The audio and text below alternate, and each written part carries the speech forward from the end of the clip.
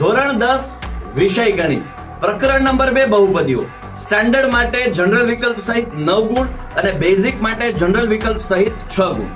વિદ્યાર્થી મિત્રો, આ ચેપ્ટરમાં બે જ મેથડ છે, સિમ્પલ દાખલાઓ છે।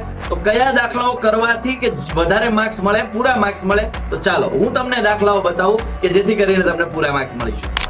ચેપ્ટર નંબર 2 બહુપદીઓ, તમારે એમાં ખાસ આ આલેખવાળા છે કે કેટલા શૂન્યો છે એ પ્રકારનું જે આ ક્વેશ્ચન છે હેતુલક્ષીમાં પૂછાય છે।